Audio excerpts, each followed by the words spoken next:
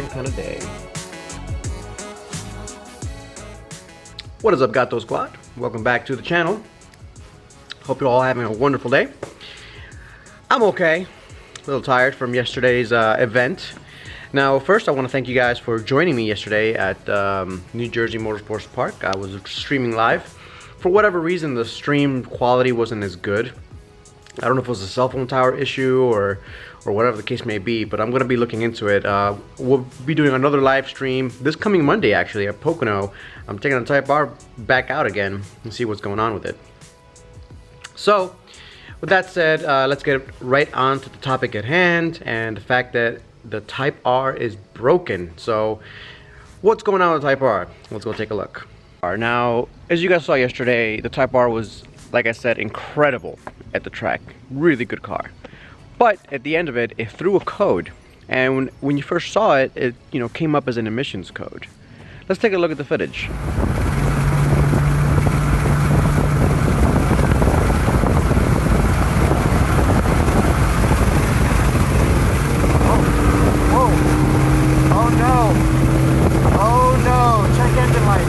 So taking a look at the footage, I was doing a very high G turn, a right-hand turn onto the main straight. So I was giving it full throttle. I was pedal to the metal there, trying to get as fast as I can, and that's when it threw the code. I'm like, what the heck's going on? So I went to the pits. I turned the car off, turned it back on, didn't do it. So then I went back inside and started testing out what's going on. Well, I hooked it up to the scanner. And when I looked up all the issues that it had, so it had 6 codes, I believe, through. So it had under boost, which I've never seen before. It had fuel pressure low. Keep that one in mind. And it had a few of those. So I had like 6 of those, but they're basically all the same. They're all under boost and fuel pressure low. I started thinking, I'm like, wait. That's interesting, because that means that there's a fueling issue. Now, I haven't heard that issue coming from anybody else yet. So, I started thinking, you know what? Let me just clear the codes. I have to get home. I don't want to drive in limp mode. And basically, what that does is basically just doesn't allow you to accelerate much at all or anything like that. So, I turned off the codes, gave it one quick pull right at the parking lot to make sure it was good. Car felt fine, and I drove off. Now, the interesting thing that happened was, as I was driving away, within a mile of me driving away, the gas tank read from a quarter tank. So I don't know if you guys saw it, but it said I had a quarter tank left. So I thought I had more than enough. I had a quarter tank, and then it's basically a mile into my trip back home, it was completely empty. And that's not usually how it works. Usually you get, a decent amount of mileage before you have to fill up once you reach a quarter tank. So I started thinking, first of all, this Type R hatch is using the same exact gas tank as the Civic Sport hatch gas tank. So my theory is here that the gas tank was so low in gasoline, and I was turning really so hard that the gasoline went onto one little side of the gas tank, and the fuel pump couldn't scavenge that gasoline out of the gas tank, leading to low fuel pressure and then low boost and then engine code. So I think that's what it is. I cleared the code, drove the car home, filled it up, completely fine. I did a few pulls all the way up to 100, no problem. 120, no problem. So I checked for codes again today, no codes. So I'm gonna leave that problem as is. Now, a couple of other issues. So when you're taking your car to the track day, sometimes you're gonna get a little bit of track damage, especially on your wheels. I didn't expect it really to happen this time since I wasn't going too fast, but the Type R was so fast that it egged me on to go faster and faster, and I hit a curb, I think the first or second lap. I didn't know the track yet, but I hit a curb kind of weird, and that caused it to have some damage on the wheel. Take a look right there.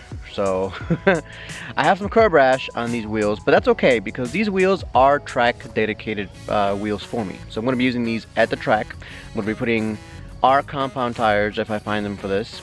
If not, then I'll use these tires are really good. But yeah, it happens. Like I said, I got curb rash on the rim. Normally you get that from parking next to a pavement and you hit it. I got it at a track, which I'm okay with. Now, let's move on to the bigger problem.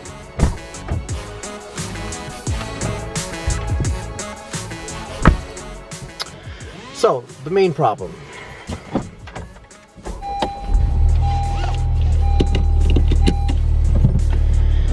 The transmission issue.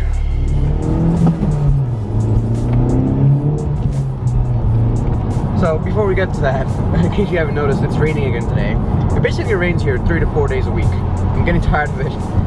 It needs to stop. Anyway, back to the topic at hand. So, in case you guys missed it, on Monday I explained that this car was having a first to second gear crunch. So what that basically means is that something's going wrong in the first to second gear shift, where the synchro or something is not getting the output shaft and input shaft, you know, meshed together at the right speed, and my second gear is grinding. It sounds really bad, and it is really bad.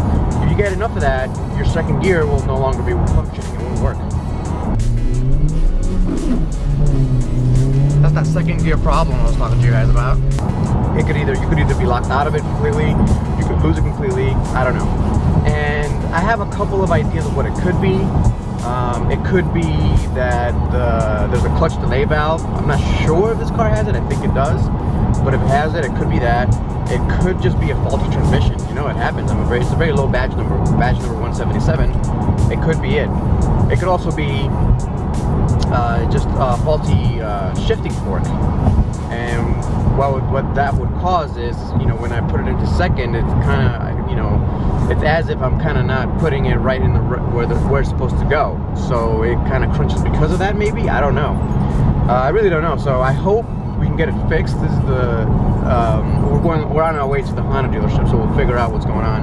I had a call to make sure that their master Honda tech is there, because their master tech is, you know, has more training than the other techs. You know, the master techs go to Honda headquarters, they train, etc., etc. So hopefully he can figure it out. We'll see. Now the other issue this car has, so, you know, when I did get that check engine light yesterday, I was afraid that I was gonna get, it was because of that faulty connector that I was talking to you guys about. But I went and checked it out, and it looks like I have the updated connector. Now the updated connector looks like wrapped in green tape, and it looks, you know, it's not zip tied. It has like green tape, and it's like, you know, it looks kind of aftermarket, but it works. So I went and checked it out, and I have that. So I think I'm good on that. The check engine light, I think it's, like I said, because of the gas tank. So I think we're good on that. I'm not going to mention that to Honda yet. I'll see how it does at Pocono on Monday. So again, Pocono Raceway has more straightaways than the New Jersey Motorsports Park raceway I was using. So we'll find out exactly what happens if we overheat or whatever the case may be. And yeah, so let's get to the Honda dealership and see what they say.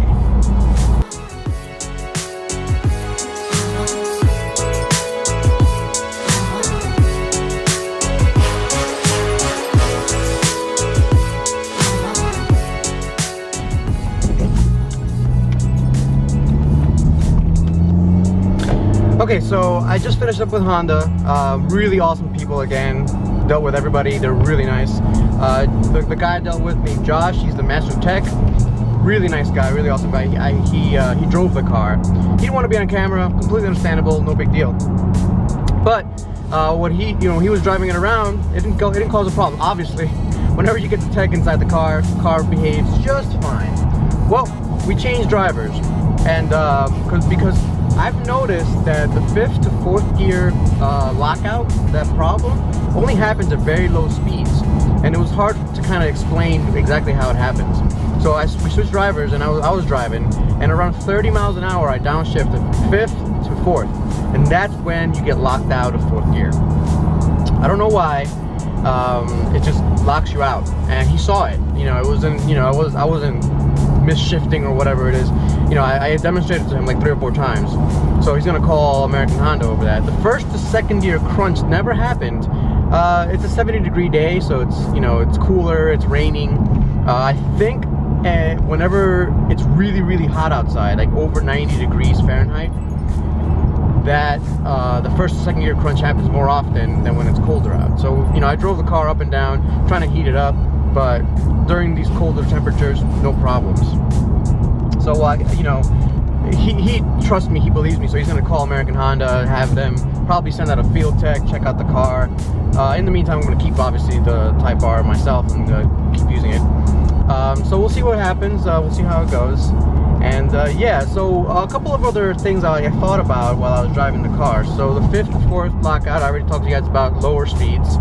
The 1st and 2nd gear crunch, I think, happens at higher temperatures. The whole issue with the gas tank, you know, it's showing quarter full, but it's not quarter full, and basically it running out of gas and throwing me those codes. I think Honda should have put baffles inside the gas tank to help with the sloshing around of the gasoline. A little bit of added cost, I understand, but I think it would have helped in the long run. You know, it is what it is. All we got to do is make sure that we have a full tank of gas when we go to track day, and after basically a session or two, fill up again. That's all we got to do. So the other thing is, so the brakes, you know, the brakes are fine. They squeak a lot. So after a track day, my brakes are squeaking a ton. Let me see if I can show you guys right now. There it is.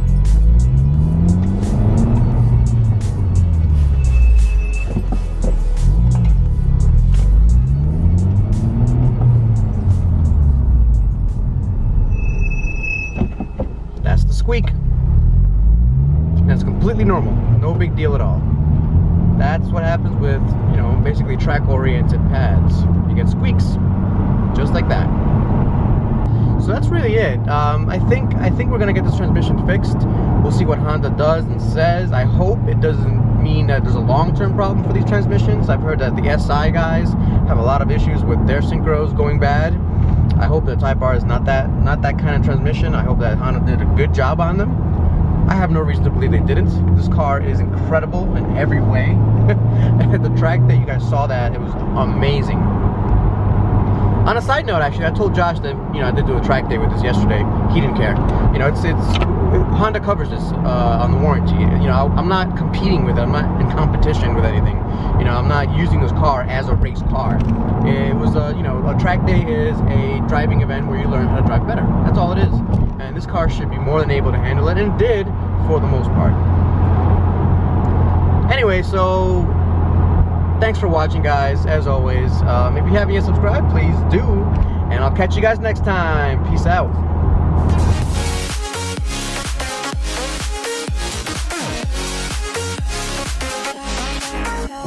We've both been there before. When love shuts the door, it's a losing game. It's a losing game. But this time it's more than another lot of war. This ain't the same. This ain't the same. They say